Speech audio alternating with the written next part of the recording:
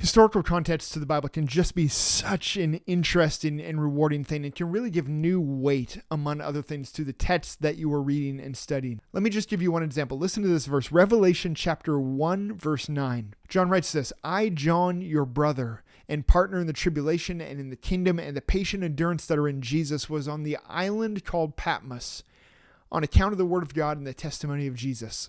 You know, Rome had a lot of ways of punishing people in the first century, and one of those was exile. To send you out of the capital, out of the province, usually to an island. And depending on the crime, some were sent there for the rest of their lives. Some were sent for just a while, like maybe 10 years, and then they could return. Some were stripped of all their possessions, citizenship, rights, everything, and others were allowed to keep them. Some were denied food and water and fire, and so were sentenced inevitably to death, and others were allowed to continue living, to build homes, to plant gardens, not unlike Israel in Babylon. There was quite a variety of exiles, depending on the seriousness of the crime. And not only variety in length and in possessions and in provisions, but even variety on the size of the island that you were exiled to. Rome knew that a big populated place like Vancouver Island or Long Island or something like that is going to be a lot more comfortable than a little tiny remote deserted rocky island. And so they picked the island for you based on your crime. So some in the first century were sent to a place called Gieris, an island that was 17 square kilometers, 8 kilometers long. It was said to be the most miserable of the Aegean islands. I mean, it was bleak. It was uninhabited. Some were sent to Andros, just beside Gieris, 380 kilometers population on the island, like there was a chance there to build a life, even in your exile. Some were sent to Danusa, 14 square kilometers, like only 4 kilometers long, and to this day that island only has 160 people on it. Some were sent to Cynthus, a 99 square kilometer island. The point is this, as New Testament scholar Brian Rapsky has pointed out, the more heinous the crime, the smaller the island. Now, there was another island too, though, called Patmos, an island in the northern part of Greece's Dodecines Islands. And Patmos was originally a fortress island for Miletus, like a refuge island for them during potential attacks or assaults. And it wasn't the smallest island, but it was small, 12 kilometers long, 10 kilometers wide, and that gets even smaller when it is shared with other people, with other prisoners. And not only that, but it's a bare island. I mean, you can go look at pictures of it today. It's rocky, it's volcanic rock. In terms of the best and the worst islands for Roman exile, then Patmos was somewhere between the worst and the most severe. In other words, Patmos was reserved for serious criminals and serious threats to the state. You know, we don't know much about the author of Revelation except for what we're told in verse 9 of chapter 1, which is this, that his name was John, and he was on the island of Patmos. And clearly he was not there for a vacation, not there to visit family. He was there because he had been exiled by Rome. Like, this was his imprisonment.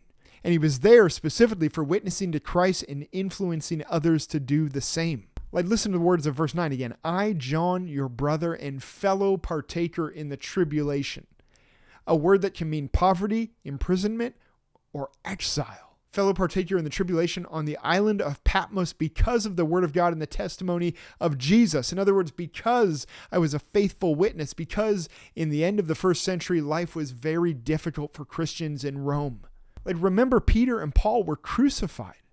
Probably largely for the same reason as John was exiled, because the emperor was determined to be worshipped as Lord and God, as Kyrios. Christians were refusing and saying Jesus is Lord, Kaiser Kyrios, Jesus is Lord and God. They were refusing to compromise, refusing to take a pinch of incense and throw it on the altar of Caesar. And so John, probably refusing to worship Caesar, becomes a public enemy of Rome and is exiled to the island of Patmos. So this is where he is then when he writes Revelation. Like, he's been sent into exile because of his faithful testimony. He's assigned by Rome to live out his days on the island of Patmos. And on Patmos, on a Sunday, he's caught up in the Spirit. He hears a voice like the sound of a trumpet. And the voice spoke to him and commissioned him, saying, write in a book what you see and send it to the 7 churches. Now, with all that background information, just think of the gravity of this situation for a second, like the commission to write. Think about the courage it would take John to write these letters. He's being punished for his testimony of Christ. And now that same Christ is commissioning him to write letters, write more testimonies of Christ, and send them back to the churches in Rome. And you know that the Roman authorities are going to read the letters before he sends them. Like, that's just what happened. Letters were read by prison censors. And what's going to be the result then of them reading the letters? Probably something worse than Patmos. And yet he writes, from those 34 square kilometers that make up Patmos, he writes, because as scary and as threatening as Rome might be, John looks in the next verses and sees Jesus standing in the midst of the churches. And Jesus speaks to him and says, "Fear not." Like, don't fear Rome. I am the first and the last, the living one. I died, and behold, I am alive forevermore, and I have the keys of death and Hades. Like, think about that in this context. Rome can send the faithful into exile. They can lock up Jesus' disciples. They have the keys to the prisons. They can put John on an island. But Jesus has the power to lock up all evil once and for all and to set disciples free in every sense. And so from the island of Patmos, in exile for the gospel, under threat and watch of Rome, John fixes his eyes on Christ, who stands in his midst, and he writes.